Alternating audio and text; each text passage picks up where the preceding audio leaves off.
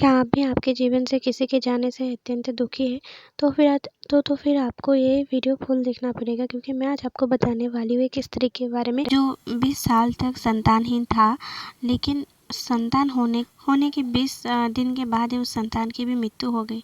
तो आप सोच सकते हैं कि ऐसे माँ के ऊपर क्या बीत सकती है। 20 साल तक संतान नहीं हुआ और 20 साल बाद जिस संतान का जन्म हुआ, उस संतान का 20 दिन के बाद ही मृत्यु होना, कैसे सिचुएशन हो सकता है उस माँ के लिए। वो माँ बहुत रोई और इस सच को एक्सेप्ट ना कर पाई और उस संतान की मृत संतान की शव को लेकर एक सिद्ध महात्मा के पास पहुंच गई और वहाँ पे जाके रो रो के उनसे प्रार्थना करने लगी कि आप इस बच्चे को जीवित कर दीजिए, मात्र एक बार इसको जीवित कर दीजिए, मुझे इसके मुंह से माँ शब्द को सुनना था। वो स्त्री बहुत जिद करने लगे उस महात्मा से कि एक बार के लिए इस बच्चे को जीवित कर दीजिए, मुझे इसके मुंह से माँ शब्द को सुनना था, जिसके लिए मेरी आत्मा बहुत ज़्यादा तड़प रही है। तो उस माँ की तरफ देखकर उस महात्मा ने 2 मिनट बाद उस बच्चे की आत्मा को बुलाया। तब उस स्त्री ने उस बच्चे से बोलने लगी, रो रो कर बोलने लगी, तुम कहाँ चले गए थे? मुझे छोड़कर तुम क्यों चले गए? मैं तुम्हारे मुंह से बस एक बार के लिए माँ शब्द को सुनना चाहती हूँ। तो उस बच्चे की आत्मा ने बोला कि माँ? कैसी माँ? कौन माँ? मैं तो तुमसे कर्मों का हिसाब किताब करने आया था। और वो बोलने लगी कि पिछले जन्म में तुम मेरी सौतन थी और मेरे पति को तुमने ले गई थी और मैं तब बहुत रोया था, बहुत भीख मांगी थी, लेकिन तुमने मेरी एक ना सुनी, मेरे पति को लेके गई थी और मुझे बहुत रुलाया, मुझे अकेले रख कर चली गई थी। तब मैंने रोया था मेरे पति के लिए और अब तुम रो रहे हो तुम्हारे संतान के लिए। अब मेरा पति गया था, अब तुम्हारा संतान गया है। मैंने तो बस तुम्हारे साथ मेरा जो कर्मों का हिसाब था, मैंने वो पूरा किया और पूरा होने के बाद मैं अभी चला गया, मैं मर गया। इतना कहकर ही वो आत्मा चली गई। ये सब सुनने के बाद उस स्त्री को एक झटका सा लग गया। मतलब वो तो ये सब होगा कोई भी एक्सपेक्ट ही नहीं कर सकता था ना। वो तो बच्चे के लिए रो रहा था, लेकिन ये इतना कुछ सोच के मुझे कुछ समझ ही नहीं आ रहा था क्या हुआ।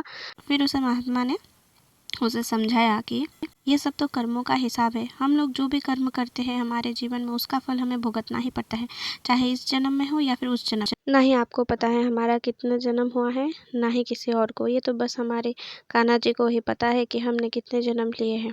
इसलिए हमेशा हम सभी के साथ अच्छा से बिहेव करना चाहिए, अच्छे से रहना चाहिए, किसी के साथ बुरा नहीं करना चाहिए, क्योंकि इस जन्म का कर्म का खराब फल हमें उस जन्म में भुगतना पड़ सकता है। फिर उन महात्मा ने उन्हें समझाया कि इस जन्म का जो भी माता पिता भाई बहन हमारे रिश्तेदार हैं, वो तो हमारे किसी न किसी कर्मों की वजह से हमारे साथ जुड़े हुए हैं और हम सब कर्मों का हिसाब करने आए हैं। इसलिए हमेशा अच्छा कर्म करो, ताकि हमें हमारे कर्म का फल बाद में भुगतना ना पड़े। अच्छा कर्म करोगे तो अच्छा ही फल मिलेगा, अगर बुरा कर्म करोगे तो बुरा कर्म का फल तुम्हें भुगतना ही पड़ेगा, चाहे इस जन्म में हो या फिर अगले जन्म में। फिर वो स्त्री समझ गई और लौट गई वापस। तो इस कहानी से हमें क्या शिक्षा में प्राप्त होती है कि हमें हमेशा अच्छा कर्म ही करना चाहिए, किसी के साथ कभी भी बुरा नहीं करना चाहिए। हमारे जीवन से कौन कब जाएगा, ये सब तो नियत है, क्या ही काम है, हमारे कर्म का ही फल है। हमें दुखी नहीं होना चाहिए, अगर हमें हमेशा अच्छा कर्म करना चाहिए, ताकि उस पुण्य फल से हमें कान्हा जी को प्राप्त हो, कृष्ण प्राप्ति हो, भक्ति प्राप्त हो, कान्हा जी की, राधा रानी की भक्ति प्राप्त हो। बाकी किसी भी चीज़ में हमें मोह नहीं आना चाहिए। हाँ, संसार का धर्म पालन करते हुए ही हमको कान्हा जी की भक्ति करना चाहिए और जीवन के हर मोड़ पर हमें कान्हा जी से ही जुड़े रहना चाहिए। अगर आपके साथ किसी ने बुरा किया तो आप भी उसके साथ वैसा ही मत कीजिए, क्योंकि वो उसका कर्म है, उसका कर्म का फल उसे भुगतना ही पड़ेगा। लेकिन अगर आप भी उसके जैसा ही हरकत करेंगे तो आपको भी तो आपका कर्म फल भुगतना पड़ेगा। इसीलिए सहन करना सीखिए। उनकी बुद्धि अभी नहीं है, भ्रष्ट हो रखी है, तो आपको समझना चाहिए। अगर आपके पास कान्हा जी के प्रति भक्ति है, प्रेम है, आप देखिए सभी के अंदर ही कान्हा जी रहते हैं ना, सभी के अंदर रहते हैं। अगर आप सभी में समानता देखेंगे, अगर आपके अंदर कृष्ण प्रेम है तो आपके अंदर से वो कृष्ण ज्ञान भी देंगे, ताकि आप वो कभी भी गलत कार्य ना करें। आप खुद ही सोचिए, क्या आपका दिल नहीं घबराता अगर आप कोई गलत कार्य करना चाहते हैं तो हमारे दिल, हमारे मस्तिष्क, हमारे मन से वो हमारे अंदर से एक सतर्कता आ जाता है कि ऐसा करना ठीक नहीं है, लेकिन हम लोग फिर भी तो वो कार्य करते हैं ना। तो ये हमारी गलती है, हम लोग बार बार ही गलती दोहराते रहते हैं।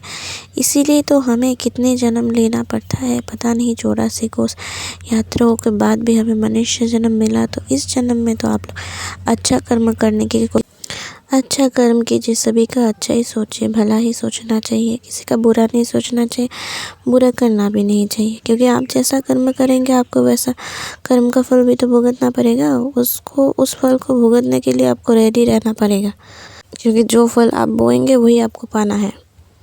अगर कोई बुरा कर्म करना चाहेंगे तो आपके अंदर से तो बार बार आता रहता है, ये कर्म अच्छा नहीं है, मत करो। अगर आपके अंदर से भी ये भाव आते हैं ना, तो फिर आप में सच्ची में कृष्ण भक्ति है। अगर नहीं आता है तो आप में अभी भी कुछ त्रुटि है, आपके मन में अभी भी आपका भक्ति अभी तक उतना दृढ़ नहीं हुआ, इसीलिए आपके मन में वो नहीं आता है। आपको आपके भक्ति के ऊपर जोर देना होगा। जो भक्त होते हैं उनके मन तो सदैव कोमल होते हैं, दूसरों के प्रति सहानुभूतिशील होते हैं, दूसरों को मदद करने का ही भाव होता है। वो कभी भी दूसरों की बुरा करने के बारे में सोच भी नहीं सकते। इसीलिए सदैव अच्छा कर्म कीजिए, संतों की सेवा कीजिए।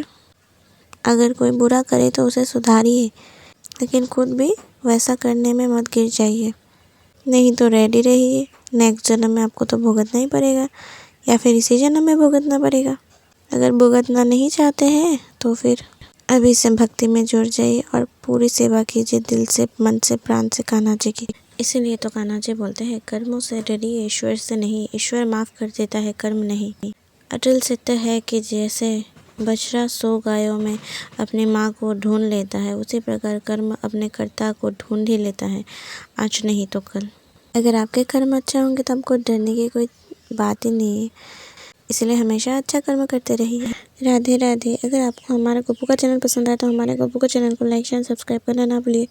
Thank you for watching. Hare Krishna. Radhe Radhe.